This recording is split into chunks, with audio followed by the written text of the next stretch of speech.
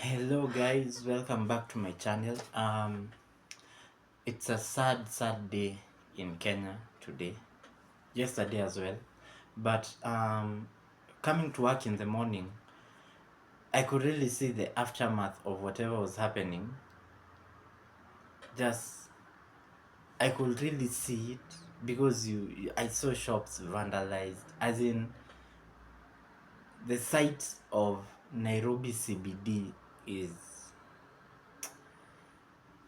like when a house is under construction and the debris is everywhere. I mean, that's just how it looks, because it looks terrible. And i won't say I won't say whatever the protesters yesterday were doing was right, but I wouldn't say that it went as planned, because I think the protesters set out on a peaceful demonstration. But then, like, people are different, you know like maybe some protesters would be like, okay, they're throwing tear gas at us, but okay, we'll scatter, come back, scatter, come back, keep pushing and pushing and pushing till they give us a way through. But then not everybody is as patient, you know not everybody is as patient to be like, okay, we'll just wait, just keep on probing and probing and till they let us through. Even though they throw tear gas at us, we will just keep probing. Not everybody is as patient. So maybe, there are some people in the crowd who are like, fuck it, and they started throwing stones. And then someone was like, we're throwing stones now. But I'm not so sure if stones were thrown. But that was not a 100% peaceful protest, but it was also not a 100% violent protest. I don't know if you understand what I'm saying, because with the protests with Baba were way more violent than what yesterday was. Yesterday's, I don't know what I'm saying. Anyway, I won't talk about that. But yeah, I will commend the people who put their lives on the line yesterday to protest this finance bill.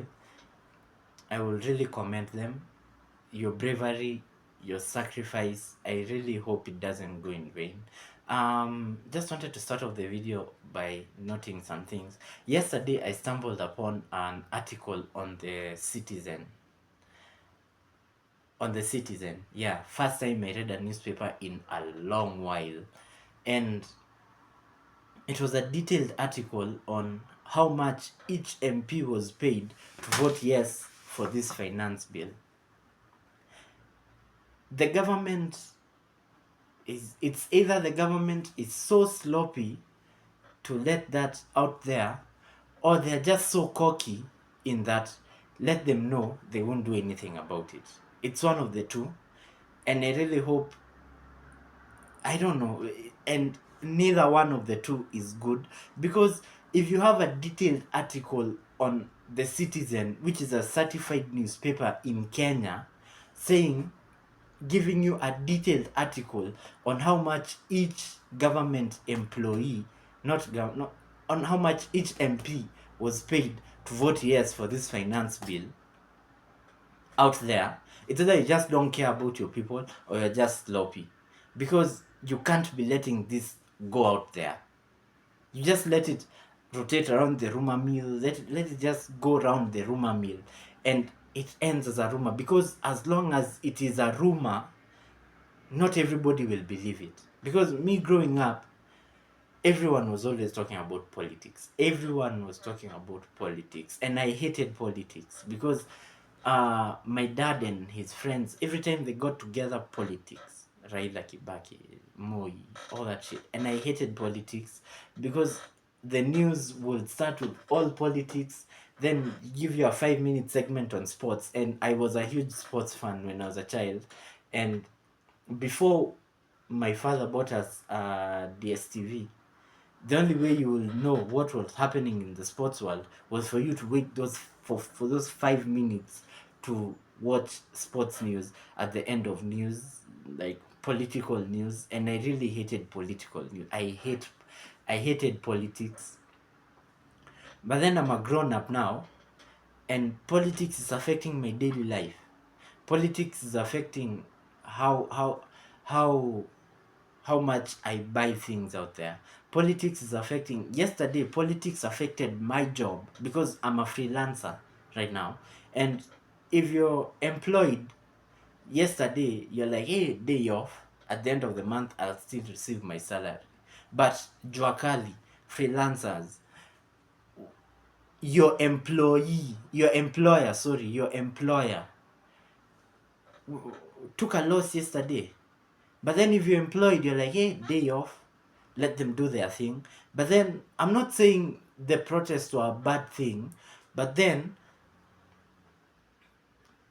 what was I trying to say? I'm not saying the protests were a bad thing, but then for me, as a freelancer, no days off, I come to town, Juakali, look for my bread, try to get my things, go home. Yesterday I didn't make anything. How am I supposed to pay tax yet yesterday I didn't make squat? How am I supposed to pay that tax? And that is where I don't really support the finance bill on that, because it's overtaxing. And the first time you came in office, you overtaxed us already. You already overtaxed us, took a lot of money from citizens, didn't do anything with it.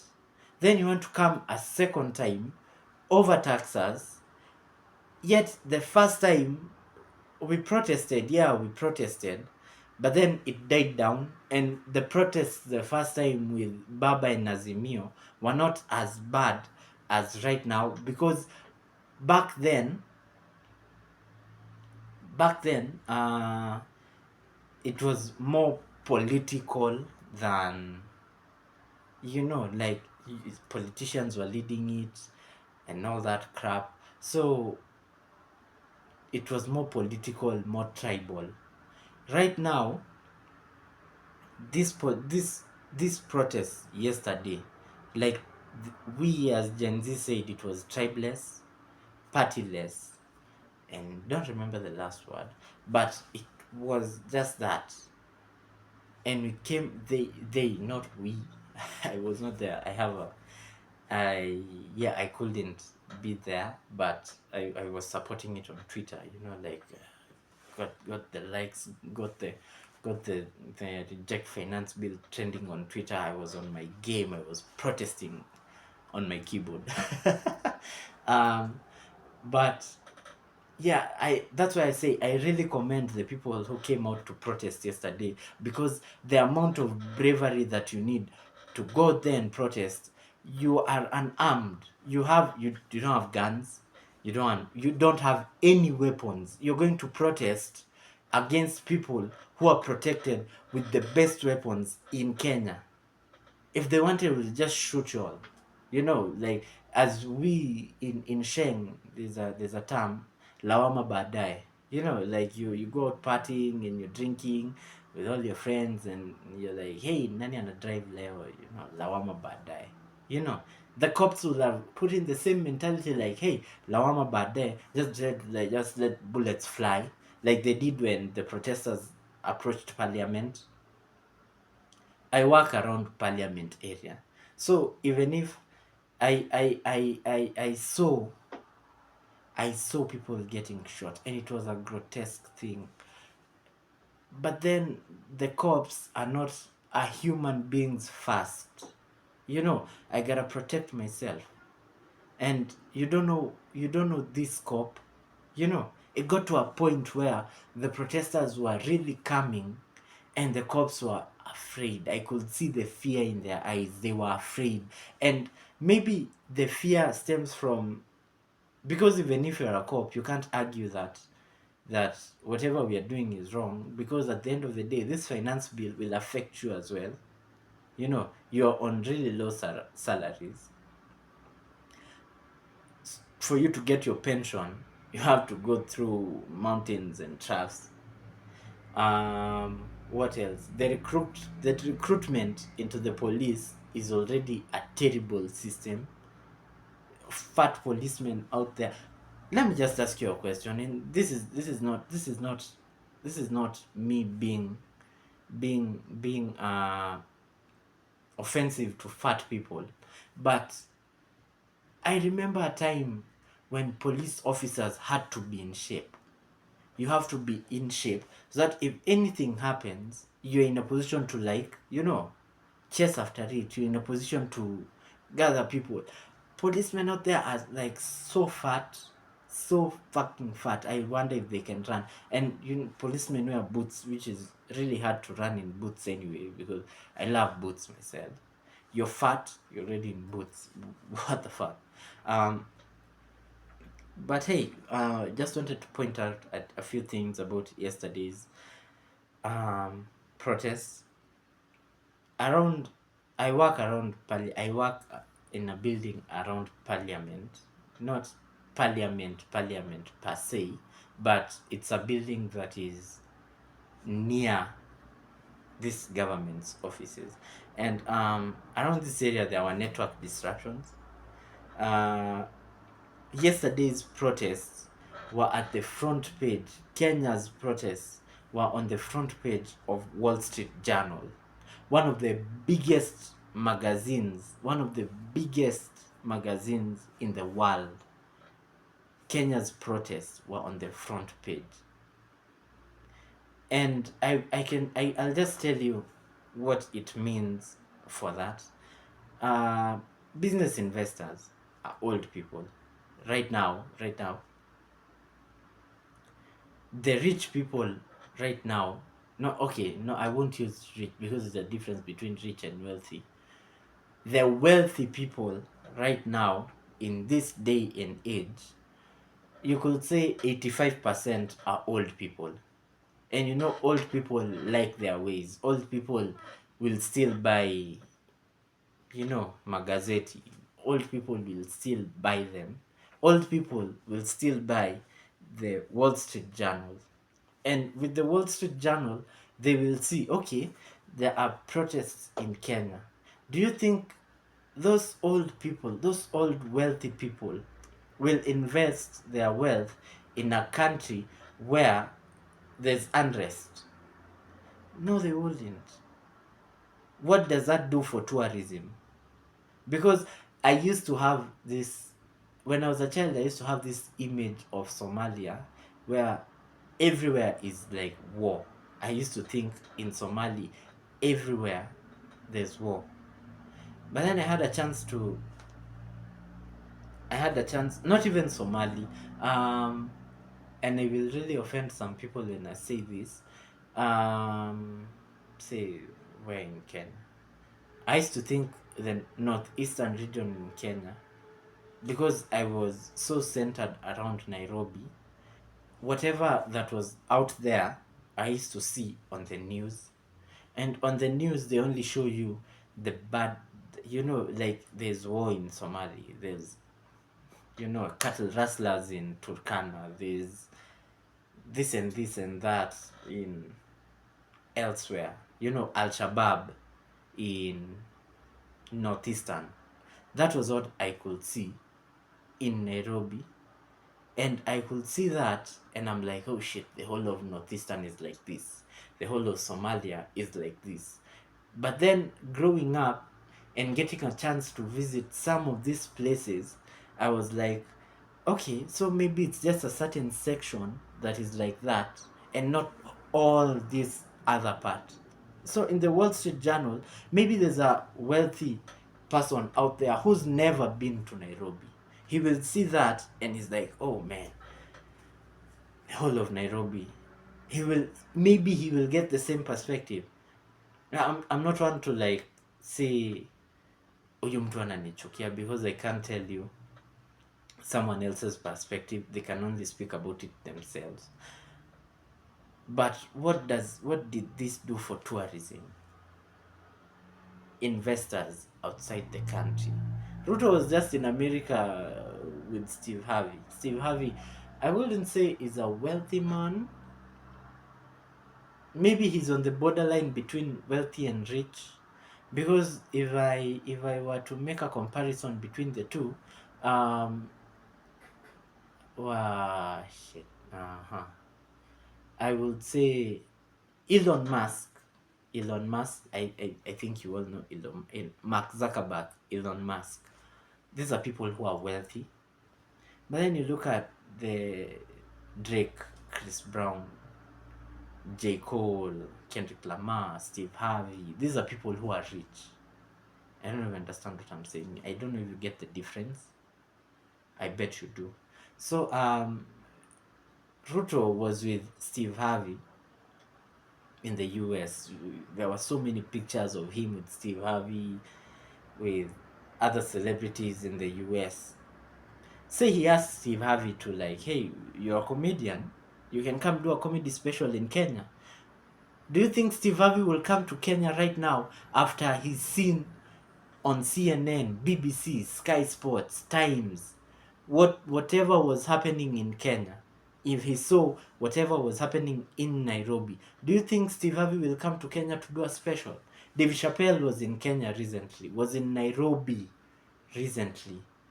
Maybe he would come because he's been to Nairobi. He's seen that not everywhere is the same. Not everyone in Africa is walking barefoot. Not everyone in Africa has houseflies walking on their eyes, like they there's this organization that had a theme song, in the eyes of an angel, you know, like the way they advertise starving Africans in the US. Dave Chappelle came and saw for himself that, okay, not everywhere is like, even Kevin Hart said it on his comedy special, and maybe he was joking, but he said when he was coming to Africa, he was scared because he didn't know what Africa was like. But then he came to Africa and saw that things are different. So I really question what they see over there, what they watch over there. Now, after seeing whatever happened on TV yesterday, do you think if there's a tourist that was planning to come on Nairobi who's never been to Nairobi, do you think he'll even come? Yesterday I saw it with my own eyes. Tourists trapped right in front of the president's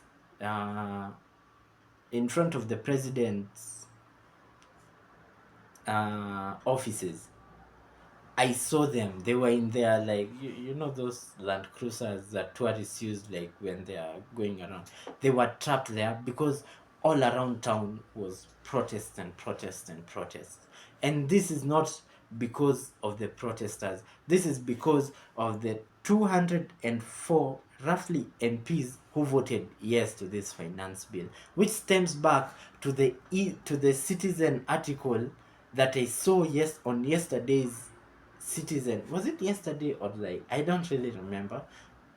Personally, I saw it yesterday. Didn't look at the dates, but I saw it yesterday. The government is supposed to be for the people, by the people.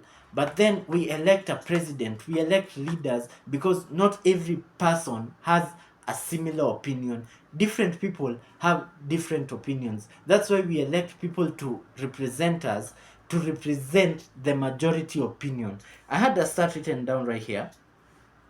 34 out of the 47 counties had protests. So which means each and every MP in these 34 counties was voted for by a majority. A majority of the people in that ward voted for that MP. And this MP, okay, you are an MP representing a certain people. You are representing a certain people. To these people, you are not a person first. You are an employee. You are our employee first. So you represent what we want. We don't care what you want. We elected you to represent what we want. You go in there, you vote no, despite your affiliations, despite what you're thinking.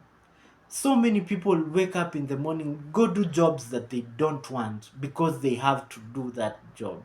They feel that pain of like, I'm here, I have to do this because I have no other fucking choice. You go in there, you vote no, even if you don't want to, because the people who elected you want you to vote no. I don't even understand what I'm saying.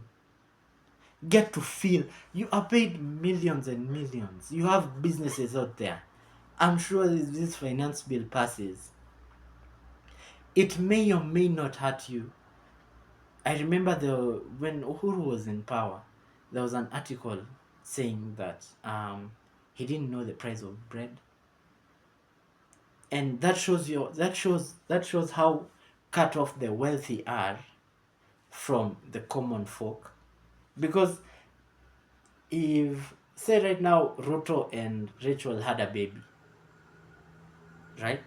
If Ruto and Rachel had a baby and a person from the slums had a child, let's look at these two differences.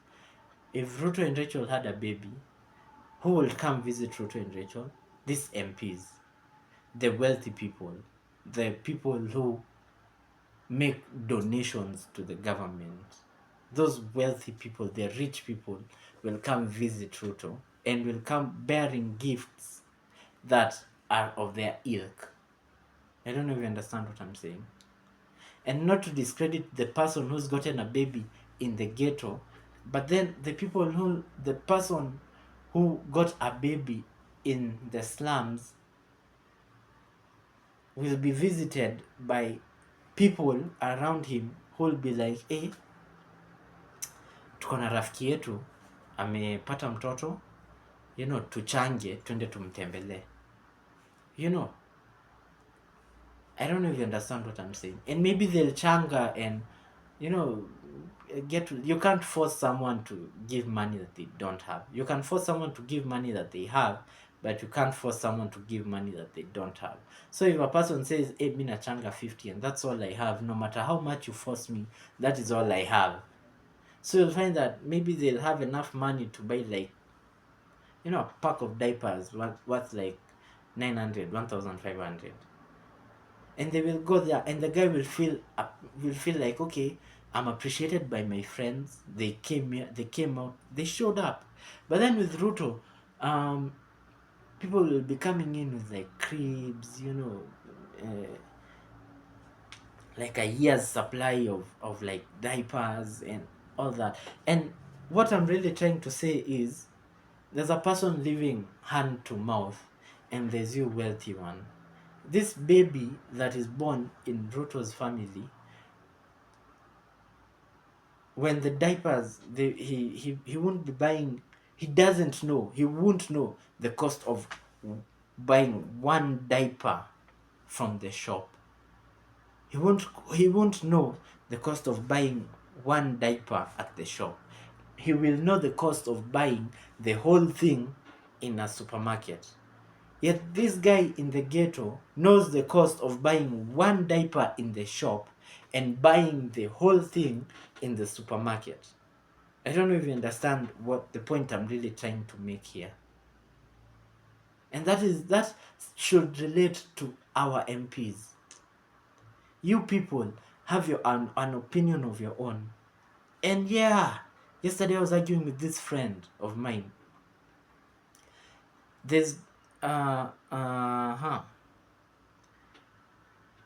only way that this thing will end is with an I told you so. Ruto and the MPs may be stubborn enough to pass the bill and let it go. Let it just, because at the end of the day, whether we like it or not, the protests will die down. Whether they pass the bill or whether they don't pass, everything that has a beginning has an end. For the people, and I will say this once again, and I will not stop saying this. The people who came out yesterday to protest, I really commend your bravery, your courage. I don't condone the burning of police cars. I don't condone the vandalism that happened. But at the same way, I don't condone the police throwing tear gas at peaceful protesters. And I don't condone the police using live bullets to shoot at protesters. I don't condone that from the police, and I don't condone whatever happened with the protesters, the vandalism and the violence from the protesters. I don't condone that. But then it was a message that was sent out, and I commend you protesters, and I really commend your bravery, and thank you to all you protesters for representing us out there. I commend your bravery. That's all I can say. What was I trying to say before I said that? Really, I forgot, but I think I'll come back to it. Yeah, as I was saying, this ends with an "I told you so" from one side. Ruto can decide to sign the whole thing after the 6 stages of parliament. Ruto can just decide to sign it stubbornly. You will protest, yeah, but then at the end of the day, everything that has a beginning has an end. The protest will end. And if Ruto signs the whole thing, it may go as planned, and at the end of it all, he may come out and say, "I told you so. I told you I had a plan for Kenya. This was my plan. I have gotten to the plan." And the people will be like, "You know what? Fair play. Fair play." Or they may decide not to pass the bill, go with the people, the country goes to shit, and Ruto will come out, and Ruto and the MPs will come out and say, "I told you so. I told you also, we told you also that we needed this finance bill. We told you also that this and this had to be done." And the people will be like, "You know what? Fair play." Or we can turn down the finance bill. The country becomes prosperous from you MPs listening to the people, and it goes as planned, and the people will look at you MPs and tell y'all, "We told you so." And you MPs should be like, "You know what? Fair play. Fair play." Everyone is a genius in hindsight. Everyone is a genius in hindsight. Is a genius in hindsight. But then we live in a world where we are here today, gone tomorrow. Why should I buy unga today for a certain price, yet I won't be here tomorrow? You get what I'm saying? That's a mentality that I saw so many people have. Because with this finance bill, there's a mentality of short-term pain for long-term gain. But then if we continue trotting on the path that we are on right now, there's long-term pain, but then there's a gain or no gain, similar to the finance bill. Short-term pain for long-term gain, but how sure am I will see that gain? You know, arguing both sides here. Just people out there saying Ruto, Murkomen, Mandago are thieves. Maybe they are not thieves. I'm not saying they are, but I'm also saying I don't know if they are. I don't have records or like a proof, and I don't have like concrete proof that I can say that these people are really thieves. I don't have that because I'm not in their shoes. The same way when a person gets money and starts cutting off friends, maybe because he doesn't have time for, and it's not like cutting off friends, but then some people, when you get wealthy and rich as you're climbing to the top, people will shed off, and there's always this rumor that, "Oh, so and so alipata pesa akaanza kuringa." But then if you are in his shoes, maybe you would have done the same. And I'm not, get me right, I will announce my standpoint right now. I'm against the finance bill. I am against it. And I'm against it because I have never been for overtaxing citizens. It has a proven track record of not working anywhere. Anywhere. But we live in a world where you have to ask yourself, what if? You know, I can give you a good example. Juventus is a popular football club. Juventus had there was one time Juventus fans were against a certain coach, but the owners of Juventus backed the coach, and the coach ended up being successful. That is the owner telling the fans, I told you so. And the fans were like, you know what? Fair play. But there was no guarantee that that would have gone in the way of the owner. That is a decision that would have gone either way. In another universe, we live in a world right now where there are movies about time travel and multiversal activity. But say in another universe that went wrong, and the fans told the owners, I told you so. Because at the end of the day, none of us know about tomorrow. So you gotta just make your decision and stand on it and wait to pay for the consequences. Rumor has it that Wetangula left parliament in an ambulance. Well, you took 2 million from the president to pass that bill. That 2 million should be enough to pay for your medical bills. I'm sorry if that came out as arrogant, but that is the frustration that we have from that finance bill.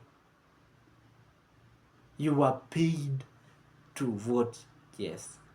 Look at the activists that were kidnapped. And I'm about to say something really controversial here. The activists that were kidnapped, the two of them,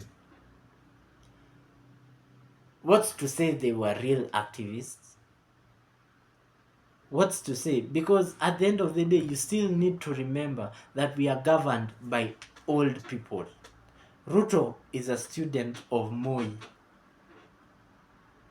We are governed by old people. What's to say these activists were just plans put there to like, okay, let's rile these people up.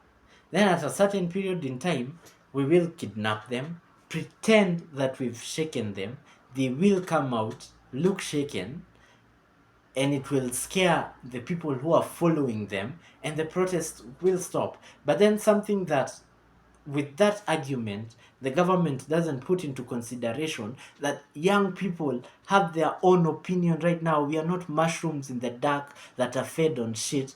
We don't have to wait for the newspaper in the morning to look at news. It is a new era. I can look at my news on my phone with the internet at whatever time I want. I can form my opinion by myself. I can air it out anywhere. That is the world that we're living in right now. So those activists, even if they were plants, wouldn't work. And that's an argument for that. Say, another argument, maybe these activists were really activists. What's to say when they were kidnapped, they were just taken somewhere, and like, you know what? They were paid off and told, you'll just go act normal, post two things today. Like, you remember how hype for Githeri Man went like his hype was at an all-time high, then it just died down. You know, say use the Githeri Man aspect on these activists.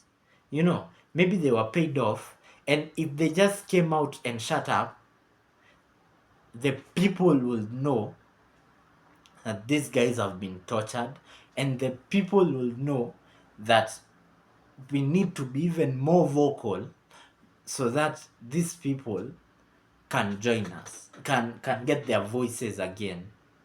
I don't know if you understand what I'm saying. So even if they were paid off and got out of there, out of wherever they were, they will just come out and like act normal and just let their hype die down. You already have your 5 mil, 2 mil, even 500,000 in your pocket. Go off, do your thing. Your hype has already died down. Your followers are gone. You did what we asked for, just go. That's another angle. Or maybe another angle is that maybe, yeah, they're really real activists. Yeah, they were really tortured. And you can even look at them when they were released. They look shook. They look scared. And maybe they are legit scared. But we're living in a world of each and every possibility. Call me crazy, but I'm an overthinker. Personally, I am an overthinker. And I really thought about that yesterday. There are two freedom fighters, black freedom fighters in the US. There's two, I'm sure you all know them, Malcolm X, Martin Luther King Jr. Both of them had different aspects. One of them was more scorched earth, the other was more diplomatic. But at the end of the day, their message was the same. They had a similar goal, just different fighting tactics. You just have to choose which side you are on. And this is just a message to you MPs out there. Is 2 million worth your reputation? Or whatever amount that you are paid? But then it is documented in a certified, a legit newspaper in Kenya, The Citizen. Is that amount of money that you are paid by President Ruto enough to sign your dignity away, to sign your integrity away? I will urge you all to listen to the people, even though you think the people are wrong. We are not mushrooms in the dark, fed on shit. We know, we have the internet, we can see these things. And not everybody is as patient. And as I said, MLK, Malcolm X, scorched earth, diplomacy. Not everyone is the same. There's a Malcolm X group and there's an MLK group. What do you think the Malcolm X group will do to y'all? Not personally, but then we live in a world where the internet has everything. We live in a world where it's not speculation anymore. We know these politicians have these businesses. You know, we know. You're cutting the funding to feed children in primary schools. Yet your children go to private schools. Some of your children are not even in the country. Why the fuck would you build us primary schools, public primary schools? I think, and I think this should really be a thing, because at the end of the day, MPs, presidents, people in power have to have an ego. You have to have that ego for you to be in power. You have to have that ego that I can fix it. I know it's fucked up, but I can fix it. For you to be a leader, you have to have that ego. But then I just wanted to make this argument. It's not your children studying in these shitty public schools. It's not your children studying with parents who have an uncertainty that I am sure I can get my kid through high school, but I'm not so sure I can get him or her through campus. You know, it's not your children studying on help, having to pay off student loans at the end of it all. It's not your children. And I wanted to make this argument. This is just an argument I wanted to make. These MPs who have their kids studying in international schools, private primary schools, they come home with CBC works for them because they have the equipment to do it. You know, people in the slums don't have some of them don't have the equipment to do CBC homeworks. I have this argument. This is just an argument I just had.